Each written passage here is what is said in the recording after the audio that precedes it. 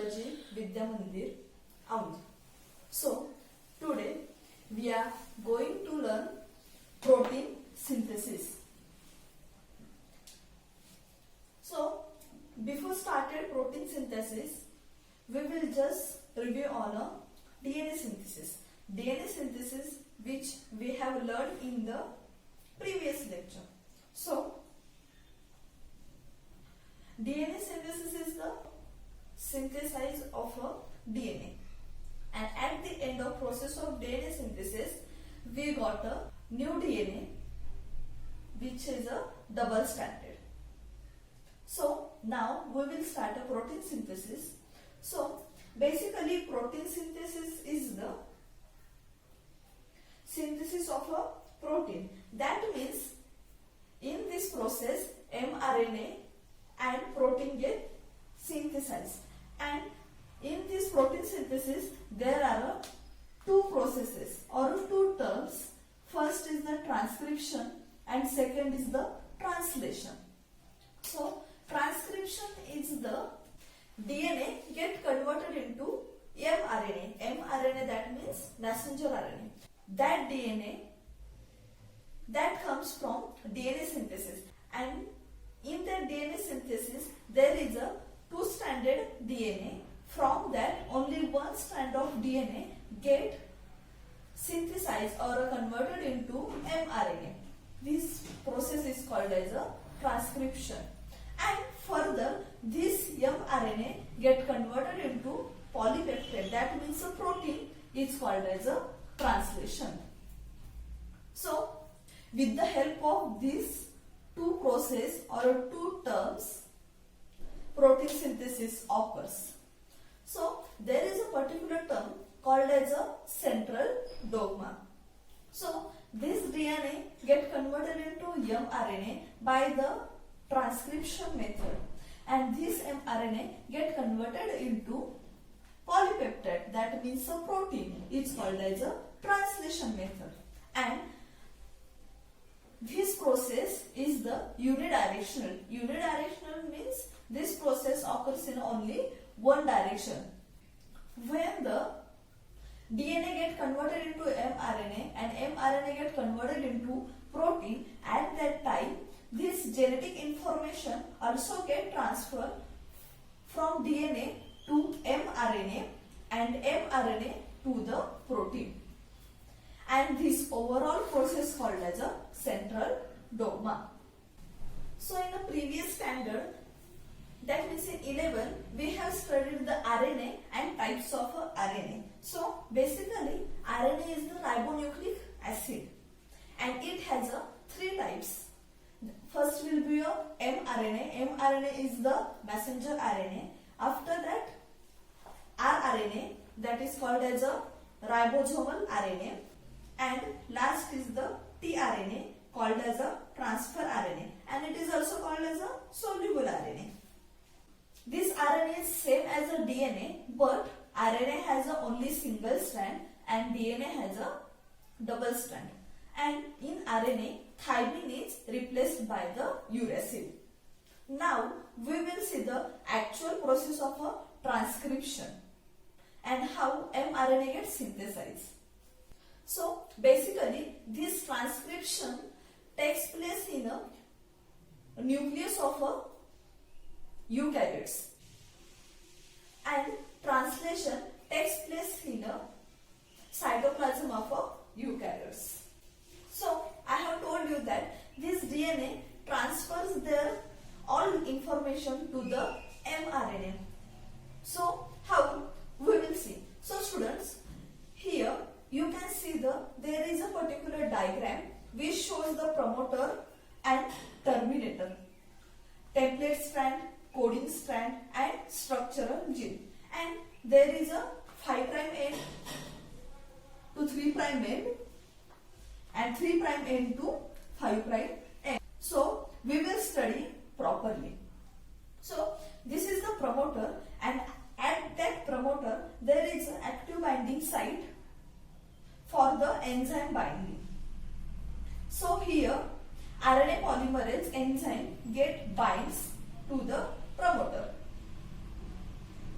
So basically promoter is the starting point. That means from the promoter, transcription of a DNA get started, and terminator is the end point. At the termination point, that means at the terminator, transcription get stopped. That means here at the terminator we will get a mRNA, and this is the template strand and this is the coding strand. This coding strand is the actual strand.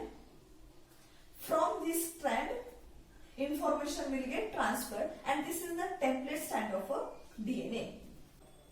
This is the structural gist. So DNA has a opposite polarity. So that's why there will be a 5' end to 3' end strand and 3' end to 5' strand. I have already told you that this coding strand transfer the information from the promoter to terminator. So this coding strand is also called as a sense strand. We know at the promoter it is a active binding site. So here RNA polymerase get bind. So after the binding of RNA polymerase, it started moving towards to the terminator, and when it started moving, then it started unwinding their strands and it forms a 2 long chains.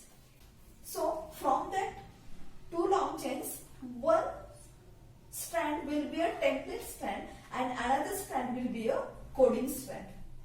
That means a sense strand. So at the base of a template strand, ribonucleoside triphosphate get attached, and when it attached, after that transcription get proceed. So the DNA and RNA hybrid molecules get dissociated and it makes mRNA free. And this all process is occurring because of this enzyme, that is the RNA polymerase. And this RNA polymerase, when reaches at the terminator, at that time DNA leaves, and this mRNA is called as a primary transcript, and this primary transcript is a non-functional, and it has a exon and intron. So we have seen the RNA polymerase enzyme. So there are 3 types of RNA polymerase enzymes, that are RNA polymerase 1, which transcribes the rRNA. Second is the RNA polymerase 2, which transcribes the mRNA, that is the primary transcripts. And third is the RNA polymerase 3, and it transcribes the tRNA. So here our rRNA polymerase 2 helps for the synthesis of a mRNA. After that, we will see the actual process of a transcription. You can see this diagram. So in this diagram there is a intron and exon are present, and this intron and exon present in the primary transcript. So the DNA sequence coding for mRNA, tRNA, rRNA is called as a gene, and these particular genes have a non-coding sequence, then it is called as a introns, and that particular gene when has a coding sequence, then it's called as a exons, and this exons is also called as a express sequence. So here you can see here is a intron exon also present. So when the primary transcript come, then from that introns get removed because it is a non-functional, and when they get removed, at that time exon started binding to the particular sequence, and this removing of a intron is called as a RNA splicing. After that, capping and tailing process are occur. Capping means methylated guanine guanosine triphosphate is added at the 5' end, and at the tail polyadenylation get added at the 3' end. It is called as a tailing and it is called as a capping. So here we have write MGPP at the 5', that means methylated guanosine triphosphate. After that, exon get binded to the particular sequence, and here polyadenylation also occur, that means tailing, and also methylated guanine triphosphate also added, that is a capping. After the process of capping and tailing, at the end fully formed mRNA get transcript. So it is a full processed mRNA, and finally here we get the mRNA. That means here all over transcription method get over. In next lecture we will see the translation, that means how mRNA get translated into protein, or how protein synthesis occur. Thank you.